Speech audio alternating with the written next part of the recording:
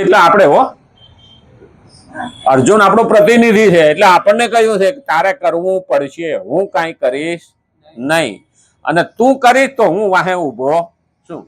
આમ તો ભગવાન ઊભો છે એટલો વિશ્વાસ હોય ને બહુ થઈ ગયો. આપણે નાના હતા ત્યારે રાતે બીક લાગે, આપણને અંધારું હોય, હા, ઓહરીમાં દાદીમાં બધા સૂતા હોય, આપણા એ ખાટલા નાખેલા હોય, અને પછી બીક લાગે. ત્યાં તો લાઇટું હતી નહીં એટલે દીવો ઠારી નાખે.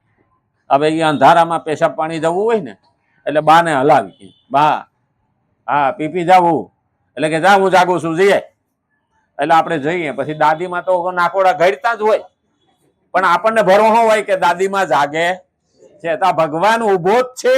આવો જો વિશ્વાસ હોય ને તો કોઈ ડર લાગતો નથી.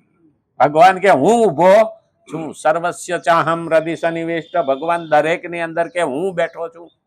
15મા અધ્યાયનો 15મો શ્લોક છે લગભગ, સર્વસ્ય ચાહમ હૃદય સન્નિવેષ્ટ.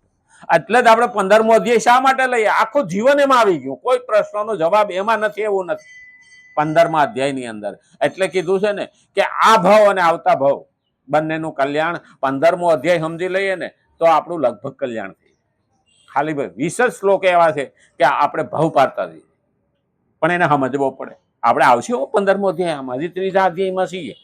હા, આવશે ધીમે ધીમે. આ 3જો અધ્યાય સમજા જેવો જ છે.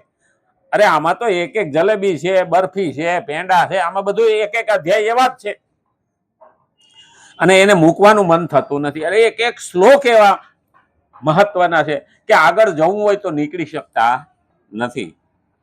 અને એટલે જ કીધું છે, જેવી રીતે પોતાના હાથ વડે પોતાનું જ મુખ ધોતી વખતે એવી ભાવના નથી થતી કે મેં મોટો ઉપકાર કર્યો. કેમ કે મનુષ્ય હાથ અને મુખ બંનેને પોતાના જ અંગો માને છે. તેવી જ રીતે કર્મયોગી પણ શરીરને સંસારનું જ અંગ માને છે. એ મારું નથી. મને અહીંયા મોકલો છે ભગવાન, મને અહીંયા મોકલો છે, કંઈક પ્રયોજન છે.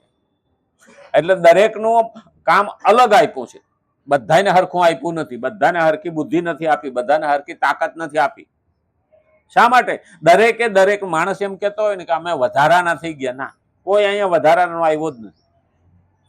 નાનામાં નાનો, મોટામાં મોટો, મચ્છરથી માંડી, કીડીથી માંડીને બધાની અહીં જરૂર. ને આપણે ઘણી વખત એવું લાગે કે અહીં સિંહની શું જરૂર, અહીં ના બિસાડા આરામથી હોત, પણ બધાનું નિયંત્રણ રહે. હા, બે જાતના છે અને બધી જાતના